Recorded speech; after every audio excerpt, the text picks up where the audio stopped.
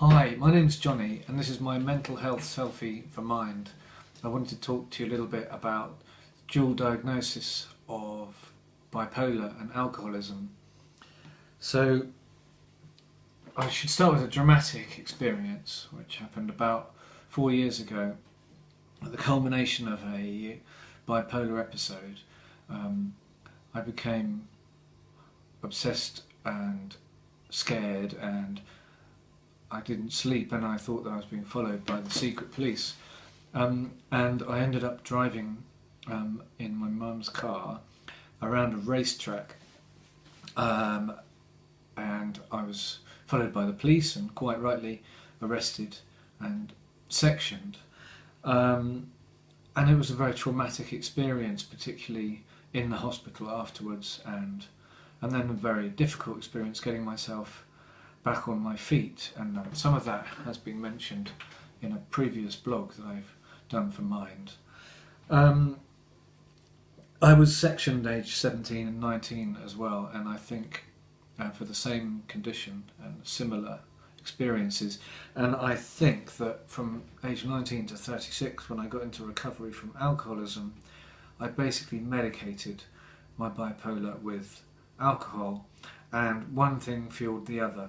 The thinking of the alcoholic and the thinking of someone that suffers from bipolar and the drinking itself all joined together to make a big mess, and life was difficult for me, and of course very much so for those around me. I've learnt to forgive myself for that, and anybody that suffers from addiction or mental health should learn to do so, because they are illnesses. My daily experience is that even when I'm well, I am too much in the fast lane or not in any lane. I'm either smoking 40 a day or none at all. I'm either sending a million emails or none. I can't stop doing planning, scheming or working, but I do find that I have a slight tendency to sort of reach a crescendo and then crash. It's like a daily mini version of the dramatic episodes which ended in hospitalisation and weeks recuperating in bed. When I'm heading towards a relapse from my bipolar, I do everything I can to slow myself down, and I try not to do things. I try to just look after myself and be kind to myself, and I think that's what anyone that suffers from it should do. And don't be embarrassed or ashamed to tell your employer you need a day off, just like if you had a broken leg. I am really privileged to be in a good recovery from alcoholism and from bipolar, and music and medication and my children and therapy and anything that's available to me help, and helping other people helps, and Mind and the things that they do help.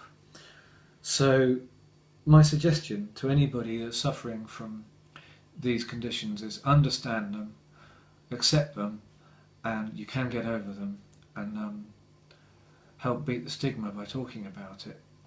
And of course, I would suggest, if anybody feels capable and willing, then do your own selfie and join the mental health, the Mind YouTube channel. Thank you very much.